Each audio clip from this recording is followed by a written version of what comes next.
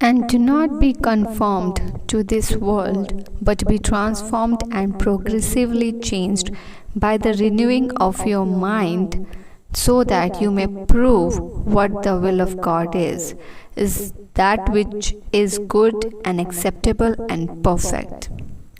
Since we have gifts that differ according to the grace given to us, each of us is to use them accordingly. If prophecy, in proportion to the faith possessed.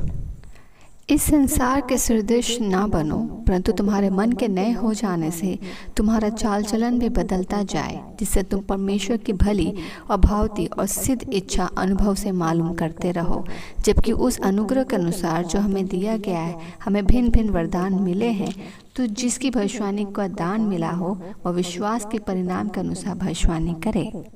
हे परमेश्वर, ये जीवन जिसमें तेरा विश्वास है, हमारा जीवन जो प्रभु यीशु मसीह के साथ जब जुड़ा रहता है वो विश्वास के साथ परिपक्व होता है, और परमेश्वर उसके साथ जैसे जैसे वो समय बीतता है वो रिलेशनशिप जो बाय फेथ इन क्राइस्ट से बढ़ता है, वो स्टेप बाय स्टेप समय बाय समय परिपक्व होता जाता है with the experiences, with the teachings and with the all the learnings which we learn from our experiences what God says.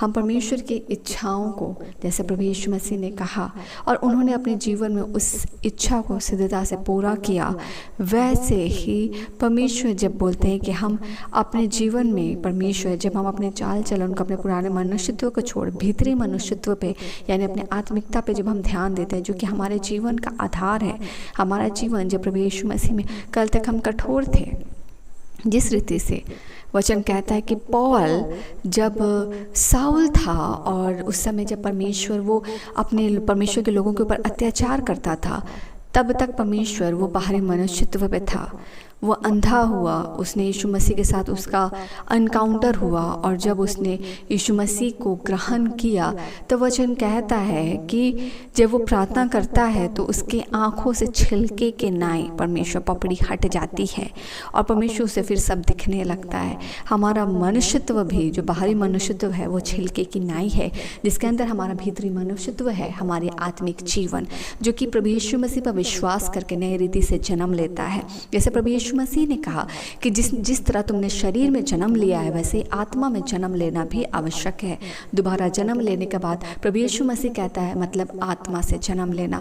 जब हम अपने जीवन में विश्वास लेते हैं और जो विश्वास के द्वारा जब हम प्रभु यीशु मसीह को ग्रहण करते हैं, उस यीशु मसीह का ग्रहण करना, उस उद्धार का आना हमारे जीवन में वो वचन के साथ बीज का आना होता है, जिसके साथ आत्मिक जीवन हमारे जीवन में जन्म लेती है। हम आत्मिक जीवन में जन्म लेते हैं, दैट रिबॉर्न इन क्राइस्ट, और उसके बाद हम आत्मिकता में बढ़ते हैं। हम झूठ बोलना छोड़ते हैं, हम चोरी करना छोड़ते हैं, हम बुराई करना छोड़ते हैं, हम दोष लगाना छोड़ते हैं, हम चुगली करना छोड़ते हैं, हम गॉसिप करना छोड़ते हैं, हम उस सांसारिक और शरीर के लालसाओं को छोड़ते चले जाते हैं जो कि हमें और ज़्यादा कड़ा और कठोर बनाती है और हमारे बुद्धि को बांध कर अंधा कर देती है, हमारे विवेक को कठोर कर देती है और हम परमेश्वर के उस भाव को नहीं समझ पाते जो उस प्रेम के बारे में है जो कि अनकंडीशनल लव है।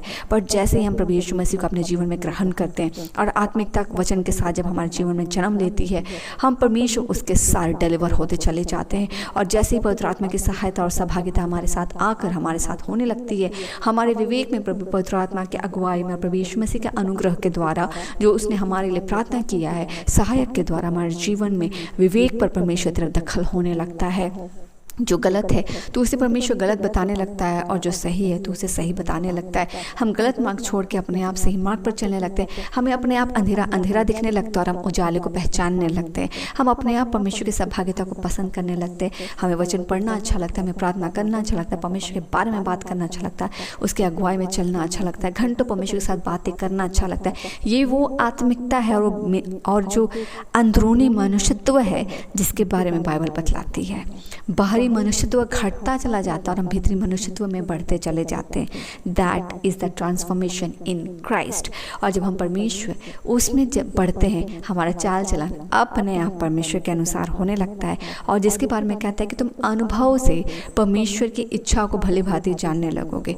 तो हम जैसे जैसे समय साथ परमेश्वर के साथ बढ़ते हैं, हम अपने मिस्टेक्स को करेक्ट करते जाते हैं और अनुभव और टीचिंग के द्वारा हम परमेश्वर की इच्छाओं को समझने भी लगते हैं, उसके अनुग्रह और उसके सहभागिता, उसकी सहायता और उसके वचन के द्वारा हो जाने को पाए कि जिस रीति से तू परमेश्वर जिन्हें जिस रीति से ढालता है वो वैसे ही आज ब्लेसेड हो और हर एक के जीवन में सिद्धता से तेरी इच्छा पूरी हो। जिनके लिए तू विवाह रखता है उनके जीवन में परमेश्वर तेरी इच्छा पूरी हो। जिनके लिए तू संतान को रखता है उनके जीवन में तेरी पवित्र इच्छा पूरी हो। जिनके लिए परमेश्वर तू सोल्जर की कॉलिंग को रखता है उनके जीवन में परमेश्वर तेरी इच्छा पूरी हो। तो वॉरियर की कॉलिंग को देता है, प्रार्थना की योद्धा का कॉलिंग देता है, परमेश्वर उनके जीवन में तेरी इच्छा पूरी हो। वो अनुभव से तेरी इच्छा को जाने और उसे अपने जीवन में लागू करे। परमेश्वर जिनके लिए जो कॉलिंग और जो पर्पसेस को तू देता है उनके जीवन में वो पूरी हो। तेरे आंसर्स हर बच्चे को परमेश्वर डिलीवर करे और हर बच्चा तेरे आंसर्स के साथ जो तू उन्हें प्रार्थना में उत्तर में देता है उससे वो तृप्त किए जाए। हम ब्लेस करते हैं और हर एक को तेरा उत्तर मिलने को पाए।